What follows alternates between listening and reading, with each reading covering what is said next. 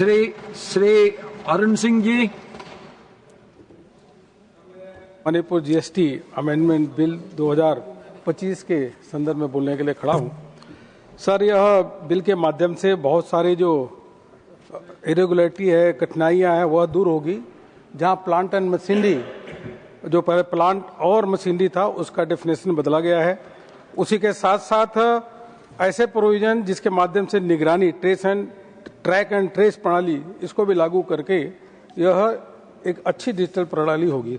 Sir, जब मणिपुर के बारे में खड़ा हूं तो जरूर बताना चाहूंगा कि देश के प्रधानमंत्री माननीय नरेंद्र मोदी जी का मणिपुर से कितना लगाव है। अभी हम सब लोगों ने देखा 13 सितंबर 2025 को प्रधानमंत्री जी को चूड़चंद्रपुर जाना था। चूड़चंद्रपुर में बारिश हो रही थी, वहां पे मणिपुर के लोग वहां पे खड़े थे, प्रधानमंत्री जी का बारिश में भी इंतजार कर रहे थे। और मणिपुर में जब प्रधानमंत्री जी लैंड किए तो लोगों ने बताया कि हेलीकॉप्टर से आप नहीं जा सकते क्योंकि वेदर खराब है। उसके बाद भी माननीय प्रधानमंत्री नरेंद्र मोदी जी ने निर्णय लिया कि मणिपुर के लोग हमारे हैं, इसलिए वहां पे इंतजार कर हमको जाना चाहिए। लोगों ने कहा कि 65 किलोमीटर की दूरी है साहब, आप बाय रोड जाएंगे 1.5 घंटा से अधिक लगेगा।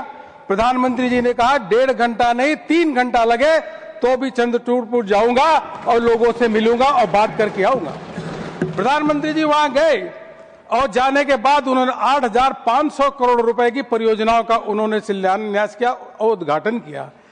मणिपुर में इतना तेज गति से विकास हो रहा है, लगभग 1 लाख से अधिक 1,01,000 से अधिक घरों के लिए कि मणिपुर में लोगों के पक्के घरों, वह केंद्र सरकार ने उसकी स्वीकृति दी है। 1,054 करोड़ रुपए उसके लिए खर्च हो रहा है।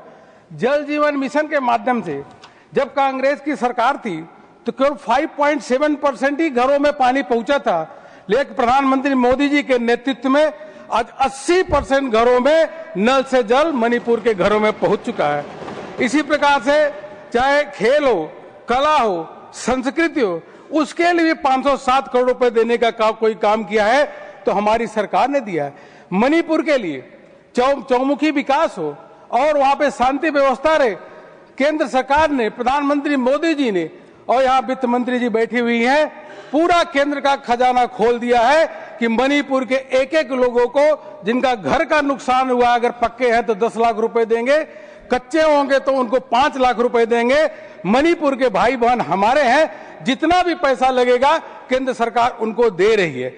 नए नए नेशनल हाईवे बन रहे वहां पे सर, और ऐसे अनेकों परियोजनाएं, स्पोर्ट्स सेंटर बन रहे।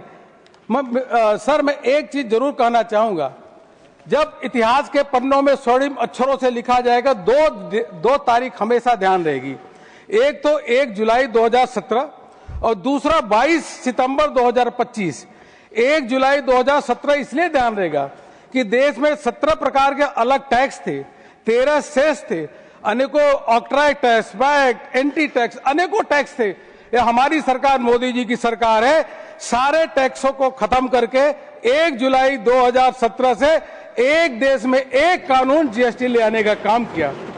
दूसरा तारीख 22 सितंबर 2025 इसलिए ध्यान रहेगा कि देशवासियों को राहत मिले, देशवासियों पे कम टैक्स लगे। जो विद्यार्थी है उन पे जो पेंसिल है से लेकर किताब खरीदते उस पर टैक्स न लगे।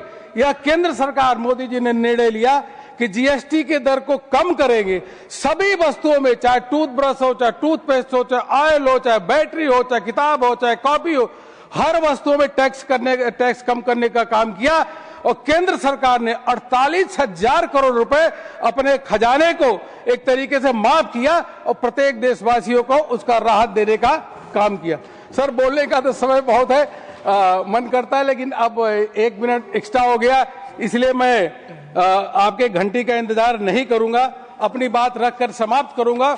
इतना ही कहूंगा, जब कांग्रेस की सरकार थी तो मणिपुर का 2014 से पहले यूपीए की सरकार थी तो मणिपुर का जीडीपी 1% था। आज मणिपुर का जीडीपी 8% से अधिक हो गया है और मणिपुर तेज गति से आगे चल रहा है। पूरा एक बार माननीय प्रधानमंत्री जी का हृदय से अभिनंदन करते हुए अपनी बात समाप्त करता हूं। बहुत बहुत धन्यवाद। Doctor M तंबीदुरई।